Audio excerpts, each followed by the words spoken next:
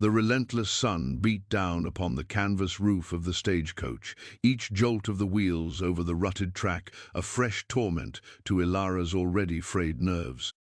She clutched the worn reticule in her lap, its meager contents representing the entirety of her worldly possessions and the thin thread of hope to which she clung. Outside, the Arizona territory stretched in an endless panorama of baked earth and skeletal saguaros, a landscape as unforgiving as the circumstances that had propelled her westward. She was bound for a new life, or so the hastily scrawled letter from a distant, unknown cousin had promised. A position as a governess, a chance to leave behind the suffocating grief and hushed judgments that had shadowed her since Thomas's death. Hope, a fragile bloom, wilted slightly with every mile, apprehension its thorny companion.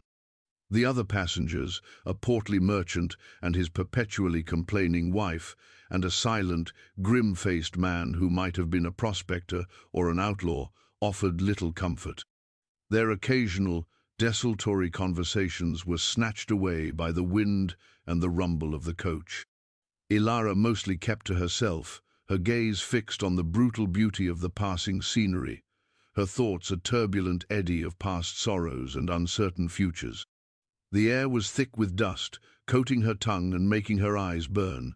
This journey, she felt with a sinking heart, was a penance, though for what sin she could not precisely name.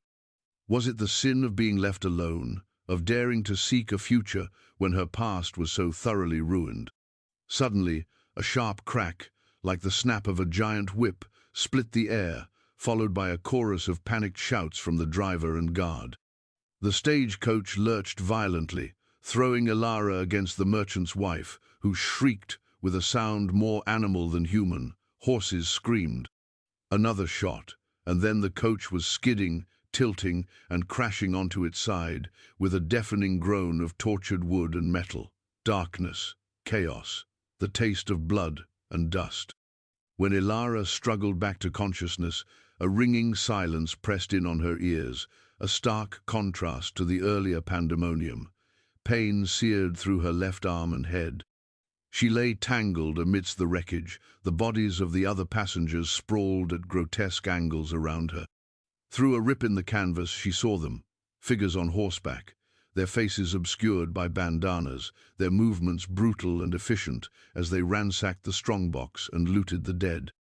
One of them, a hulking man with cruel eyes, approached the overturned coach. Ilara squeezed her eyes shut, feigning death, her heart hammering against her ribs like a trapped bird. He grunted, prodded the merchant's lifeless form with his boot, then moved on. The air filled with the scent of fear, gunpowder, and something metallic she knew was blood. She lay there for what felt like an eternity, every muscle tensed, listening to their guttural voices and the jingle of their spurs. Finally, with a last series of whoops and departing hoofbeats, they were gone. Silence, heavier and more terrifying than before, descended. She was alone, the only survivor. The realization struck her with the force of a physical blow, leaving her gasping. Her promised new life had ended before it had even begun, shattered in a paroxysm of violence under a merciless sky. The hope she had carried, so carefully nurtured, lay broken beside her, as lifeless as the bodies surrounding her. The desert stretched before Ilara, a vast, indifferent ocean of sand and rock, shimmering under the oppressive heat. After clawing her way out of the wrecked stagecoach, taking only a small canteen of water she found miraculously intact, she had started walking. Which direction, she did not know. Away. Away from the carnage, away from the stench of death, away from the place where her fragile dreams had been brutally extinguished. Her arm throbbed, a dull, insistent pain, and a gash on her forehead pulsed with every heartbeat, trickling blood that dried instantly into a stiff, dark crust. The sun, a malevolent eye in the azure sky, climbed higher, each ray a fiery needle against her exposed skin. Her fine traveling dress, already torn and dirtied, offered little protection. Hours bled into one another, marked only by the shifting shadows of the cacti and the growing torment of thirst. Her initial shock gave way to a dull, aching despair. Loneliness, profound and absolute, became her only companion. The landscape, initially a backdrop to her fear, began to assert its own terrible personality. It was a place of stark beauty, yes, but also of pitiless indifference to human suffering. The wind whispered through the canyons like the sighs of forgotten ghosts, carrying a fine grit that stung her eyes and coated her parched throat. She saw no life, save for a circling vulture high above, a patient harbinger of her likely fate. Her throat was a raw, burning passage, and her tongue felt thick and swollen. She stumbled, her legs leaden, her vision blurring. The initial terror had subsided, replaced by a weary resignation. Each step was an agony, a monumental effort of will against a body that screamed for rest, for water, for an end to this torment. What had she done to deserve this? The question echoed in the barren chambers of her mind, finding no answer but the mocking silence of the desert. She thought of Thomas, his gentle smile, the future they had planned, now just ashes in her memory. This desolate wasteland seemed a fitting tomb for her shattered hopes. She was at her lowest point, stripped of everything, possessions, companions, illusions. The desert mirrored her internal desolation, vast, empty, and without solace. As dusk began to bleed purple and orange across the western sky, painting the cruel landscape with a deceptive beauty, Ilara collapsed. Her knees buckled, and she fell heavily onto the cooling sand, the last of her strength ebbing away. This was it, then. The end. A bitter smile touched her cracked lips. She had survived the robbery only to perish in this desolate wilderness. She closed her eyes, a strange sense of peace, or perhaps just utter exhaustion, settling over her. The air grew cooler, carrying the faint, clean scent of creosote. A shadow fell over her. Not the shadow of a rock or a cactus, but something else. Ilara's eyes fluttered open, her heart giving a painful lurch. Standing above her, silhouetted against the fading light, was a man. He was tall and lean, his skin the color of burnished copper, his black hair long and unbound. He wore buckskin leggings and a breechcloth, his chest bare and powerful.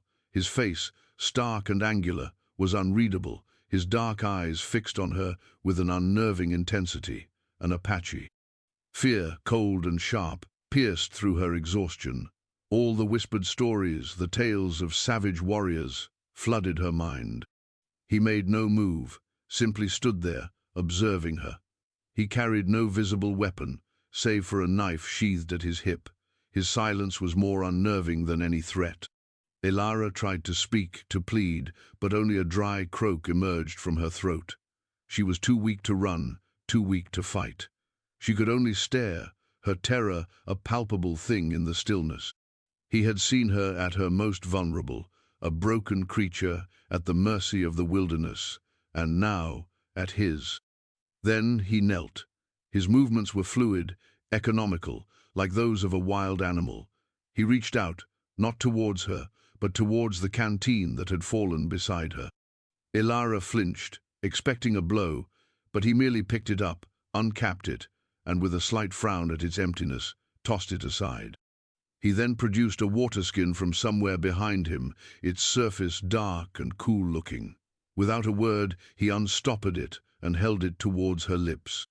Ilara hesitated, her mind a turmoil of fear and desperate need, the stories, the warnings, but the water, the life-giving water. Her thirst was an all-consuming fire. His dark eyes held hers, steady, patient. There was no menace in them, only a quiet watchfulness. Was this a trick? A cruel game before the inevitable? But her body, overriding her fear, made the decision. With a trembling hand, she reached for the water skin, her fingers brushing his. His skin was warm, firm. She brought the spout to her lips and drank, the cool liquid a shock, then a blessing, soothing her ravaged throat, seeping into her desiccated tissues. It was the most exquisite sensation she had ever known. He let her drink, not rushing her, his gaze never leaving her face. When she finally lowered the water skin, gasping, he simply nodded, took it back, and stoppered it. Then, with an unexpected gentleness, He reached towards her forehead. Elara stiffened, but his touch was surprisingly light as he brushed away a stray lock of hair, his fingers briefly touching the crusted wound. His expression remained impassive, yet she sensed something shift in the air, a subtle easing of an invisible tension. He rose, then gestured with his head, a silent command for her to follow. Desperation and a tiny, inexplicable flicker of something that might have been a nascent trust compelled her to obey. To refuse was to choose certain death. To follow was unknown, but it was a chance. He led her, not far, to a shallow overhang of rock, a natural shelter against the now chilling night air. It was a simple place, offering minimal protection, but to Elara it felt like a haven. The Apache, whose name she did not know, he had not spoken a single word, gathered some dry brush and with a skill that seemed like magic to her, coaxed a small fire into life. The flames pushed back the encroaching darkness, their warmth a welcome comfort against her chilled skin. He then produced a piece of dried meat from a pouch at his waist, tore off a portion, and offered it to her. It was tough and salty, but it was food, and she ate it gratefully, her earlier terror slowly giving way to a profound weariness and a dawning sense of unreality. She watched him across the small fire. He sat with a stillness that was absolute, his gaze often fixed on the flames, yet she felt he was aware of her every movement, every breath. Who was he? Why had he helped her? The questions circled in her mind, but she dared not voice them. The silence between them was not empty. It was filled with unspoken things, with the vastness of the desert night and the chasm of their different worlds. He was an enigma, a figurae pedemia, from a world she had only heard of in fearful whispers. Yet he had shown her a kindness she had not expected, a lifeline in her utter desolation. Caution warred with a desperate gratitude. Her arm ached, her head pounded, but for the first time in what felt like an eternity, a fragile sense of safety, however precarious, began to take root. Days blurred into a rhythm dictated by the sun and the silent movements of her rescuer. Dasan, for that was the name she eventually learned, not through spoken words at first, but through a gradual understanding that grew in the spaces between their quiet coexistence, continued to provide for her. He would disappear for hours, returning with water, sometimes a rabbit or a bird snared with silent skill.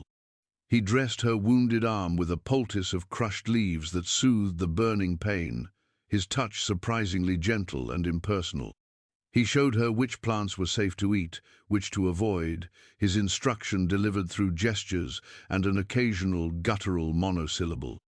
Their shelter was rudimentary, sometimes a cave, sometimes the lee of a rock formation, always chosen with an eye for defensibility and concealment. Elara, weak and still disoriented, did little at first but rest, observe, and try to make sense of her new reality.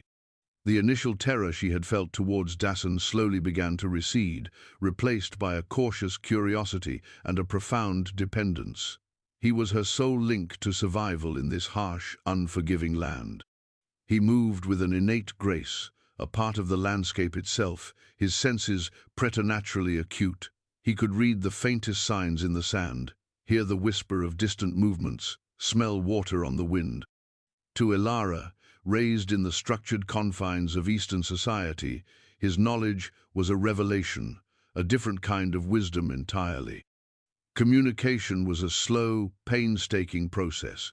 Dasan spoke little English, and Elara knew none of his Apache tongue. Yet, a language of signs, of shared experience, began to form between them. A pointed finger, a nod, a shake of the head. Sometimes he would draw in the sand with a stick, simple pictograms to convey meaning. She learned that the figures who attacked the stagecoach were Naden, bad men, outlaws, not his people.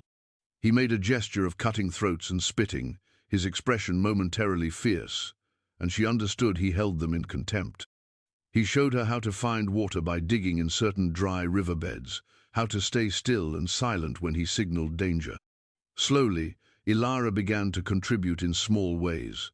She mended a tear in his buckskin shirt, using a needle and thread from her salvaged reticule, her stitches neat and even. He watched her, his expression unreadable, but he wore the mended shirt. She gathered firewood, careful to select only the driest pieces as he had shown her. She learned to grind seeds between two stones to make a coarse meal. These small acts were her attempt to repay his silent care, to assert some small measure of agency in a situation where she was utterly reliant. Each shared task, each quiet evening by the fire, wove another slender thread into the tapestry of their strange companionship. Trust, a fragile seedling, began to sprout in the barren soil of her fear. One evening, as they sat by the fire, the vast, star-dusted sky arching above them, Ilara found herself speaking, her voice rusty from disuse. She told him about the stagecoach, about the letter, about the cousin she would never meet. She spoke of her home far away, of green fields and gentle rain, so different from this arid land. She did not know if he understood all her words, but he listened, his dark eyes fixed on her face, his silence no longer unnerving but strangely companionable. When she faltered, her voice thick with unshed tears, he simply grunted, a soft sound deep in his chest, and offered her a piece of roasted rabbit. It was not sympathy in the way she understood it, but it was acknowledgement, a shared moment of humanity under the silent stars. Dasan, in turn, remained a man of few words, his past a closed book. Yet, Ilara gleaned fragments of his life through observation, the way he moved, with the predatory grace of a hunter. The old scars that crisscrossed his arms and chest, silent testament to a life of hardship and conflict. The deep reverence with which he treated the natural world, taking only what was needed, leaving little trace of their passage. He was a man shaped by this land, as much a part of it as the rocks and the wind. Sometimes she would see him staring into the distance, his expression remote, tinged with a sadness she could only guess at. Perhaps he too was an outsider, marked by loss or a history she could not comprehend. In those moments she felt a strange kinship with him, two solitary souls adrift in a vast wilderness, bound by circumstance and a slowly dawning mutual respect. A semblance of routine settled over their days. They moved slowly, always with caution, Dasan ever watchful. Ilara's physical strength gradually returned. The sun no longer felt like an enemy but a constant, if demanding, presence. She learned to read the subtle shifts in the landscape, the way the light changed, the meaning of a bird's sudden cry. The desert, once a place of terror, began to reveal its hidden life, its stark, resilient beauty. Her city clothes were in tatters, and Dasan had fashioned for her a simple tunic from a softened hide, surprisingly comfortable and practical. She wore her hair braided, like the Apache women she had only glimpsed in illustrations. She was changing, adapting, the soft edges of her former self being scoured away by the harsh realities of survival. One afternoon, as they rested in the shade of a rocky outcrop, Dasan was teaching her to identify edible roots. Suddenly, he stiffened, his head snapping up, his nostrils flaring. He put a hand on her arm, a silent command for stillness. Ilara froze, her heart beginning to pound. He listened intently, his body a coiled spring. Then she heard it too, the faint, distant sound of shod horses and men's voices, rough and unfamiliar. Not Apache, white men. Fear, a cold serpent, uncoiled in Ilara's stomach. Were they rescuers or something else? The memory of the stagecoach robbers, their brutal faces, flashed through her mind. Dasan's expression was grim. He gestured for her to stay hidden, deep within the shadows of the rocks, then melted away, silent as a ghost, to scout. Ilara pressed herself against the stone, her breath held tight in her chest. The voices grew closer. She could make out words now, coarse laughter, talk of gold, and something about tracking renegades. They sounded like prospectors, or perhaps something worse. Minutes stretched into an eternity. The men passed by their hiding place, so close she could smell their unwashed bodies and the stale tobacco on their breath. There were 3 of them, heavily armed, their faces hard and sun-weathered. They did not see her. They rode on, their voices fading into the distance. Only when the silence of the desert had fully reclaimed the land did Dasan reappear. His face was set in stern lines. He looked at Ilara, then pointed in the direction the men had gone, and drew a finger across his throat. Trouble. He then pointed to her, and then to himself, and made a gesture of moving quickly, away from this place. This encounter, this brush with the outside world, shattered their fragile normalcy. It was a stark reminder that they were not truly alone, that danger could appear at any moment, not just from the elements, but from other men. Ilara felt a resurgence of her old fear, but this time it was different. It was no longer the helpless terror of a victim, but the sharpened awareness of a survivor. And she was not alone. Dasan was with her. Dasan's reaction to the prospectors was swift and decisive.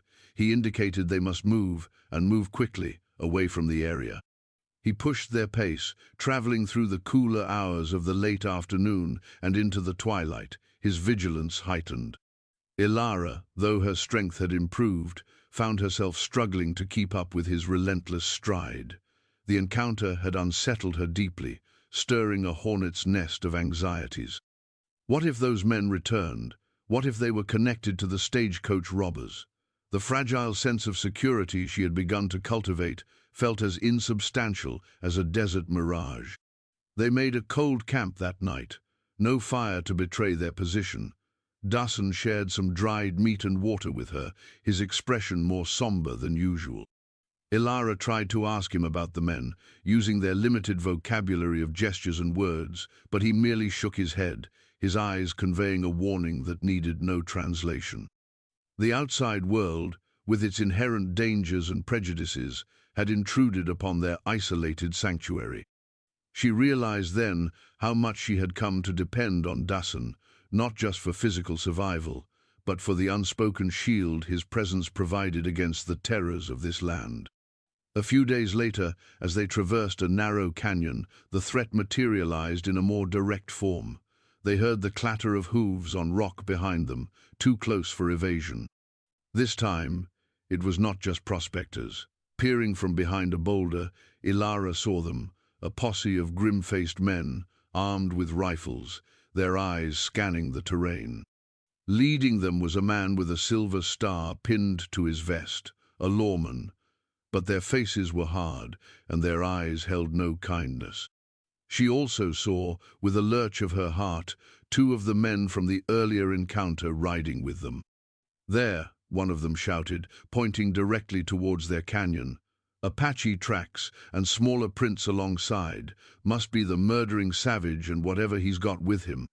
Dasan pulled Ilara back, his face a mask of grim resolve. There was no time to run, no place to hide effectively in the narrow confines of the canyon. They were trapped. Fear, sharp and acrid, flooded Ilara's senses. This was it. The world she had fled, the world that had nearly destroyed her, had found her again. The posse advanced, their voices echoing off the canyon walls. "Come out, Apache. We know you're in there. Come out with your hands up." Dasan pushed Ilara further behind him, shielding her body with his own. He drew his knife, its blade gleaming dully in the filtered sunlight. He would not surrender. Ilara knew it. He would fight, and he would likely die, and she with him. A strange calmness settled over her. She would not cower. She had come too far, survived too much, to simply be a passive victim again. "He is not a murderer," Ilara suddenly cried out, her voice surprisingly strong and clear, echoing in the sudden silence that followed her shout. The men halted, surprised by the sound of a woman's voice, and an English-speaking one at that. "He saved my life." The man with the star, presumably the sheriff, spurred his horse forward a few paces. "Ma'am, what are you doing with that renegade? Did he take you captive?" His eyes were suspicious, narrowed. "No." Ilara stepped out from behind Dasan, her tattered buckskin tunic and braided hair, a stark contrast to the memory of the refined lady she once was. Dasan tensed, but did not stop her. "I was the only survivor of the stagecoach robbery. These men, she pointed a trembling finger at the two prospectors. They are liars. This Apache man found me, dying in the desert. He gave me food and water. He protected me. One of the prospectors sneered. She's lost her mind, Sheriff. Been out in the sun too long. Or maybe she's his squaw now. His crude laughter was cut short by a cold look from the sheriff. The stagecoach on the old Prescott Trail? The sheriff asked, his gaze fixed on Ilara. That was weeks ago. We found the wreck, thought everyone was dead. I survived, Ilara said, her voice gaining conviction. And he, she looked at Dasan, whose face remained impassive, but whose eyes met hers with a flicker of something unreadable, is the reason I am alive today. He is a good man, not like those who attacked us. Dasan, understanding the shift in the confrontation, the focus now on Ilara's words, slowly, deliberately, sheathed his knife. It was a gesture of trust, not in the posse, but in her. He placed a hand lightly on her shoulder, a silent statement of alliance, of protection. This simple act in front of these armed and hostile men spoke volumes. He was not claiming her as property, as the prospector had crudely suggested, but standing with her, a bulwark against their judgment. It was a public declaration, not of a relationship in their terms, but of a bond forged in hardship and mutual respect, a bond these men could not or would not understand. His action was a shield, deflecting the immediate threat, turning their suspicion towards the accusers. The air crackled with unspoken tension, the fate of two souls hanging precariously in the balance. The sheriff, a man named Marcus Thorne, scrutinized Ilara, then Dasan, his expression thoughtful rather than immediately hostile. He was older, his face etched with the weariness of a man who had seen too much of the frontier's harsh justice and injustice. "If what you say is true, ma'am," he said slowly, his gaze returning to the prospectors, "then these men have some explaining to do. They claimed this Apache was part of a raiding party that stole their mules." "They lie," Ilara insisted, her earlier fear now eclipsed by a fierce indignation. "We saw them days ago. They passed us by. Dasan." She used his name, a clear statement of familiarity and respect, said they were trouble, he would not steal. "He has shared everything he has with me, a stranger." She felt Dasan's hand tighten ever so slightly on her shoulder, a silent affirmation. The two prospectors began to bluster, their accusations growing louder and more confused, but Thorne silenced them with a raised hand. He looked back at Ilara. "You say he saved you?" "The Apache are not known for their kindness to whites, especially out here." His tone was questioning, not accusatory, but the underlying skepticism was clear. It was the voice of societal prejudice, the ingrained mistrust between two worlds. "Perhaps," Ilara replied, her chin lifting, "you do not know all Apache. Or perhaps desperate circumstances reveal a man's true character, regardless of his people or yours." She thought of the gentle way Dasan had tended her wounds, the patience in his eyes as he taught her to survive, the unspoken companionship that had become her lifeline. These men saw a savage, a renegade. She saw a protector, a man of quiet honor. Her active defense of him, her articulate challenge to their preconceived notions, seemed to momentarily disarm them. She was no longer just a rescued victim. She was a witness, a voice for the man who had no voice in their world. This unexpected turn, Ilara's passionate defense and Dasan's stoic presence, created a palpable shift in the canyon.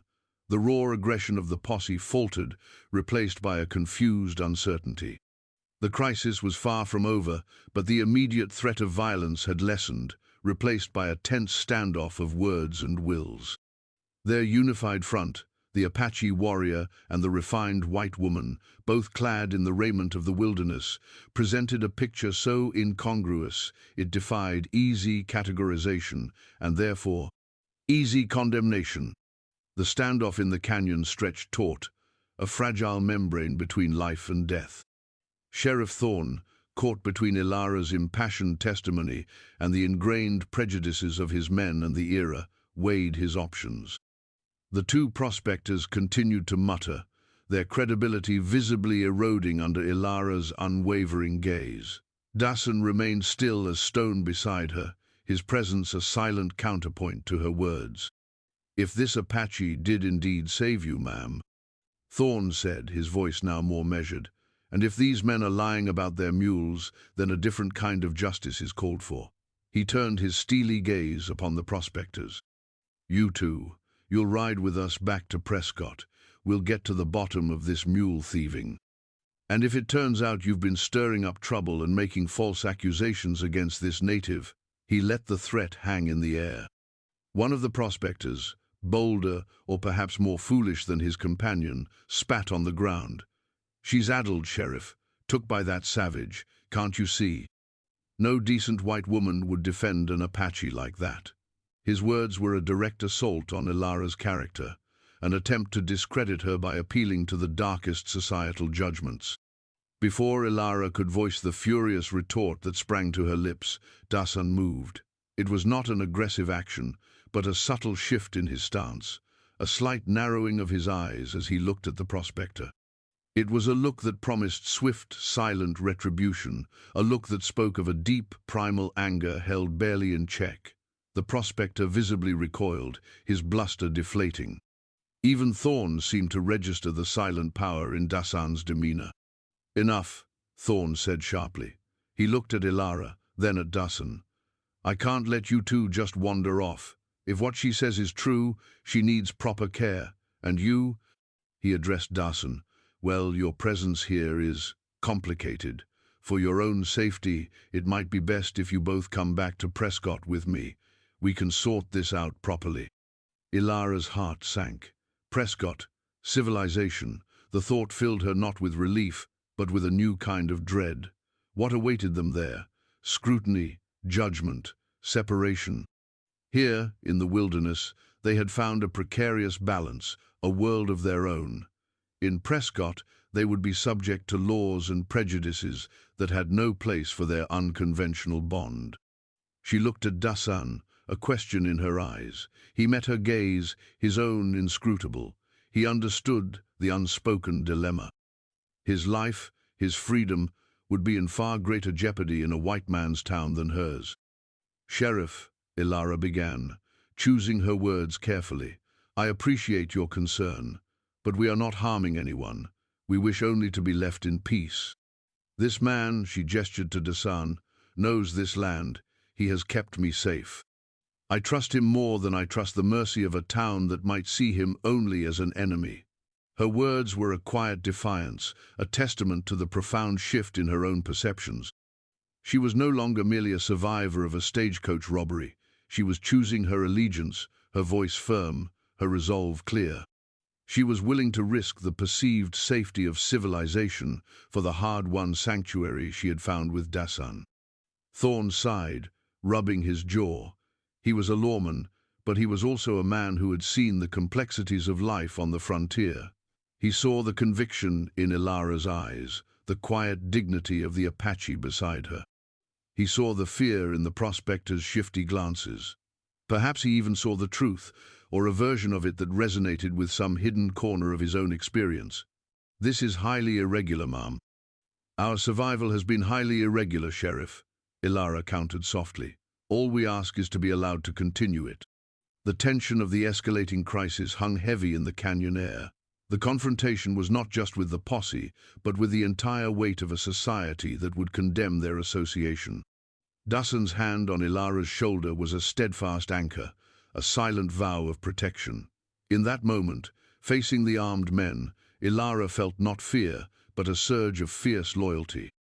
He had risked his safety for her, a stranger from an enemy world. Now she would risk hers for him. Their bond, forged in the crucible of shared hardship and unspoken understanding, was being tested. If they were to survive this, it would be together.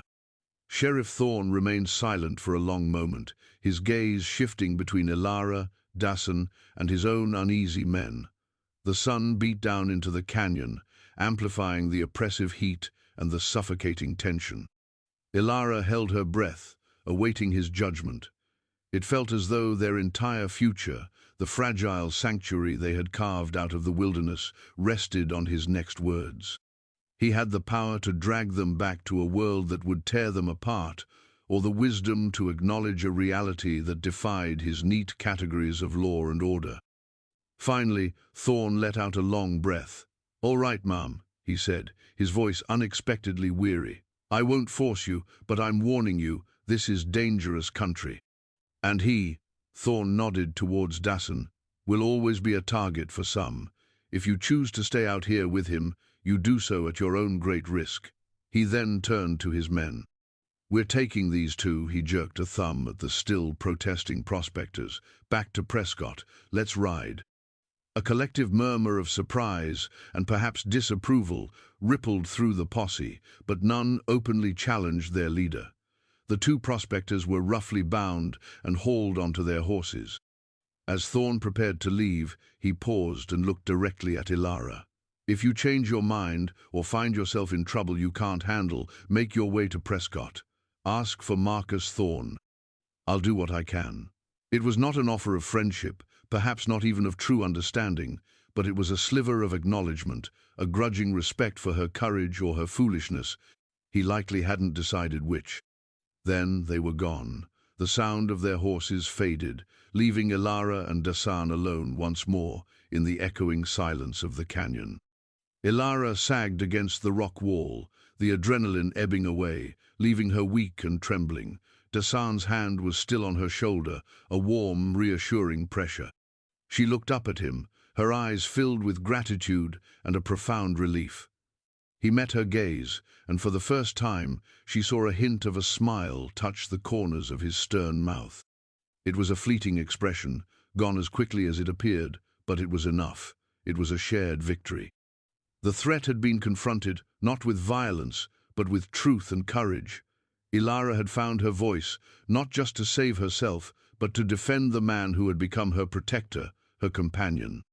In that canyon, under the hostile eyes of armed men, she had made her stand, choosing her own path, her own unconventional family. The societal judgment had been faced, and for now, repelled. The law, in the form of Sheriff Thorn, had, through a mixture of pragmatism and perhaps a flicker of human decency, chosen not to intervene further. They had earned a reprieve. In the days that followed, a subtle shift occurred in their dynamic. The shared crisis had forged a deeper bond between them. The silence was still there, but it was now imbued with a richer understanding, a more profound sense of mutual reliance. Ilara no longer felt like a mere survivor dependent on Dasan's charity. She was his partner in this shared existence. She actively participated in finding food and water, her senses sharpening, her knowledge of the desert growing under his tutelage. He, in turn, seemed to accept her contributions with a quiet approval.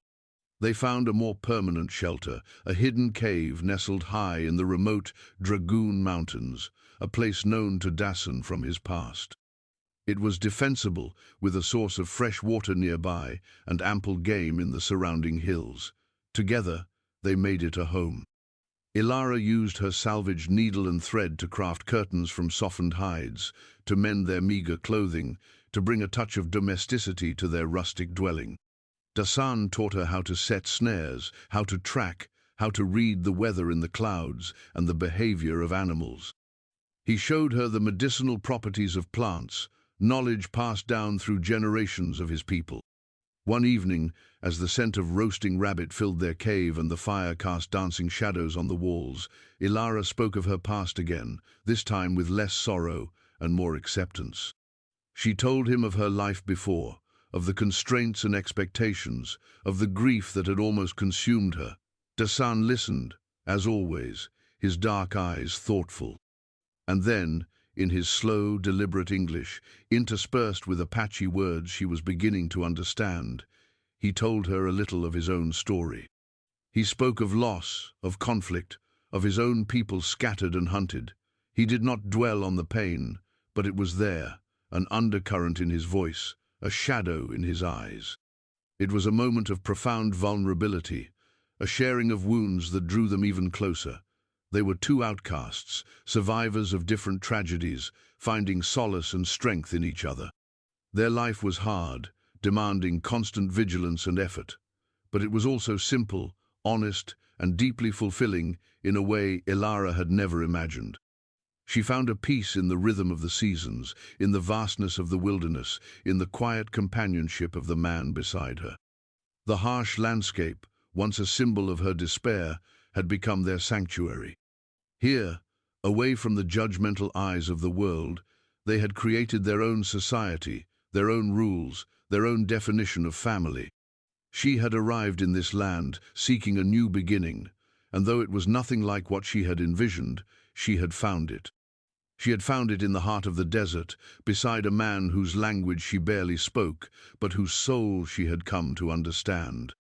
One crisp autumn morning, as Ilara was gathering herbs near their cave, she saw a thin plume of smoke rising from a distant valley.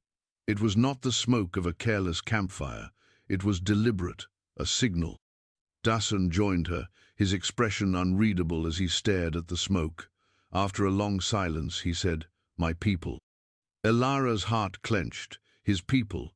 Would they accept her, or would they see her as an outsider, an encumbrance? Dasan seemed to sense her apprehension. He took her hand, his calloused fingers closing gently around hers.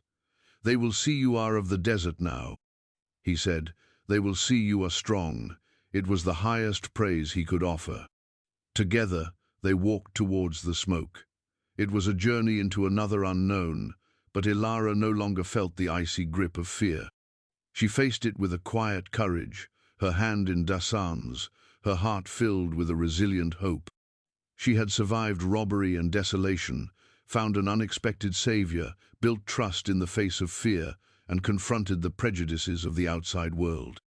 She had discovered an inner strength she never knew she possessed, and had forged a bond stronger than blood with a man from a different world. This was her new life, hard-won and precious. Whatever lay ahead, she would face it, not as a victim, but as Ilara of the desert, partner to Dasan, a woman who had found her true home in the most unlikely of places, her spirit as vast and untamed as the land itself. Their found family, just too strong, was enough. The final image was not one of arrival, but of continuation, two figures walking steadily towards a horizon that held not just the challenges of survival, but the quiet promise of belonging.